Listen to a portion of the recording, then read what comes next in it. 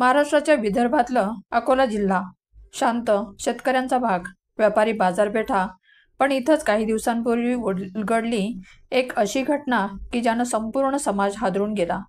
पैशासाठी केलेलं वाईट कारस्थान, प्रेम आणि आकर्षणाच्या नावाखाली उभं केलं हॅनी ट्रॅपचं जाळं, आणि त्यात अडकलेला एक निरपराध व्यापारी. ही आहे लता थोप आणि नितेश प्रभाकर थोप यांची गुन्हेगारी फसवणुकीची कहाणी. अकोल्यात 52 वर्षाचा एक सुवर्णकार व्यापारी राहत होता. गावात नावाजलेला, कष्टाने व्यवसाय उभा केलेला, घरात बायको, मुलं आणि समाजात मान मरातब. पण अशा या माणसाच्या आयुष्यातही एक असं वादळ आलं की ज्यामुळे त्याचं आयुष्य सगळं विस्कळीत झालं.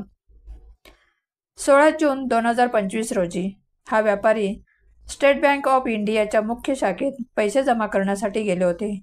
या बँकेत त्यांची ओळख मूर्तिजापूर तालुक्यातील खरबढोरे गावातील लता निलेश थोप या महिलेशी झाली. सुरुवातीला साध्या बोलण्यातून ओळख झाली. तिच्या हसऱ्या चेहऱ्यावर आणि बोलण्याच्या नम्र स्वरात काहीतरी आकर्षण होतं. तिने ज्वेलर्सची गप्पा मारायला सुरुवात केली. थोड्याच वेळात त्या गप्पांमध्ये विश्वास निर्माण होऊ लागला.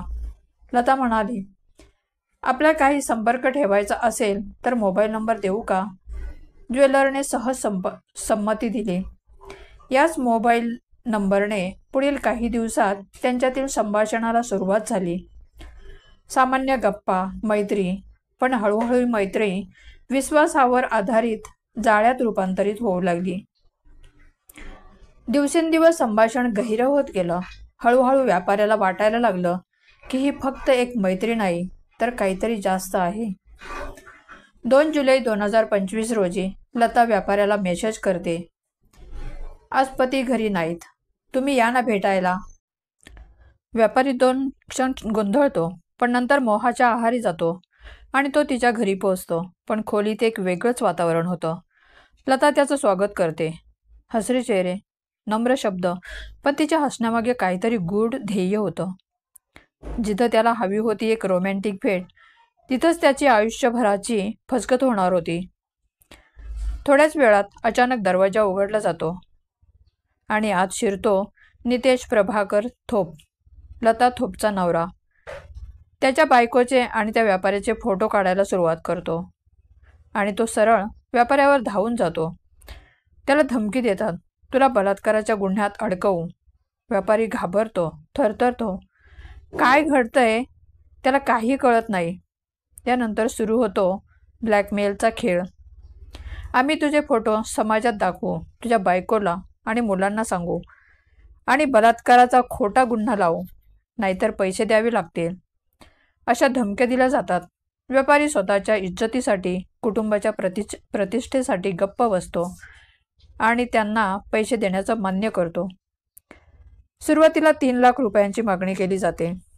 व्यापारी घाबरून तेवढे पैसे देतो. त्याला वाटतं आता हे सगळं संपलं, पण खरी कहाणी तर इथूनच सुरू झाली होती. लता आणि नितेश वारंवार त्याला धमक्या देऊ लागतात, अजून पैसे दे, नाहीतर मी हे फोटो सगळ्यांना दाखवेन. अशा प्रकारे त्यांनी व्यापाऱ्याचं मानसिकदृष्ट्या खच्चीकरण केलं आणि काही महिन्यातच व्यापाऱ्याकडून तब्बल 18,74,000 रुपये उकळले गेले. एवढे पैसे घेऊन सुद्धा ते दोघे थांबले नाहीत. त्यांनी पुन्हा 5 लाखाची मागणी केली. व्यापाऱ्याचं जगणं अवघड झालं. घरात तो चिडचिड करू लागला. दुकानात लक्ष राहत नव्हतं. रात्रभर झोप लागत नव्हती. कधी कधी तर त्याला वाटायचं या नरकातून सुटण्यासाठी आत्महत्या करून टाकावी. काही दिवस तो गोंधळला, पण त्याने धाडस करून पाऊल उचललं आणि त्याने मूर्तिजापूर ग्रामीण पोलीस ठाण्यात तक्रार दाखल केली. पोलिसांनी सगळं काळजीपूर्वक ऐकलं आणि सापळा रचण्याचा निर्णय घेतला. व्यापारी ठरलेल्या ठिकाणी पैसे द्यायला जाणार होता. पोलिसांनी गुप्तपणे संपूर्ण तयारी केली. मूर्तिजापूर अकोला रोडवरील टोल नाक्यावर व्यवहार ठरला. व्यापारी पैसे द्यायला आला आणि लता व निलेश पैसे घ्यायला पोहोचले. ज्या क्षणी त्यांनी पैसे हातात घेतले त्या क्षणी पोलिसांनी धाड टाकली आणि दोघांना रंगेहात पकडलं. मोबाईल, फोटो, रक्कम, सर्व पुरावे पोलिसांनी जप्त केले. चौकशीत उघड झालं की हे दोघं पती पत्नी बराच काळ लोकांना फसवण्यासाठी हनी ट्रॅपचा वापर करत होते. त्यांच्यावर गुन्हे दाखल करण्यात आले आणि त्यांना अटक केली. या घटनेनंतर व्यापारी समाज हादरून गेला. लोक म्हणू लागले, आज एका ज्वेलरला फसवलं, उद्या कोणाला. संपूर्ण गावात चर्चा सुरू झाली की अशा फसवणुकीपासून वाचवण्यासाठी काय करायला हवं.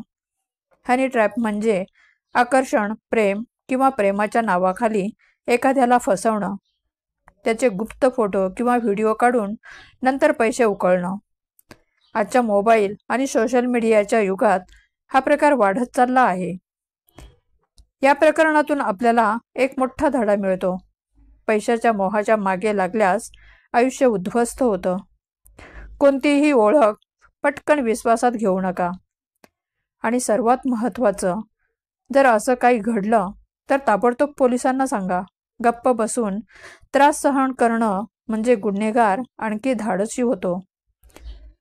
अकोल्यातील लता आणि नितेश थोप यांची हनी ट्रॅप कट उघडकीस आला तेव्हा समाजाला समजलं, गुन्हे कितीही हुशारीने रचले तरी पोलिसांच्या सापळ्यातून सुटणं अशक्य आहे. ही फक्त व्यापाऱ्याची कहाणी नाही, तर प्रत्येकाला दिलेला इशारा आहे. विश्वास ठेवण्याआधी विचार करा आणि लोभाला बळी पडू नका. या घटनेबद्दल तुम्हाला काय वाटतं? तुमच्या प्रतिक्रिया खाली कमेंटमध्ये द्यायला विसरू नका. व्हिडिओ आवडल्यास लाईक करा. चॅनलवर नवीन असाल तर सबस्क्राईब करायला विसरू नका. धन्यवाद.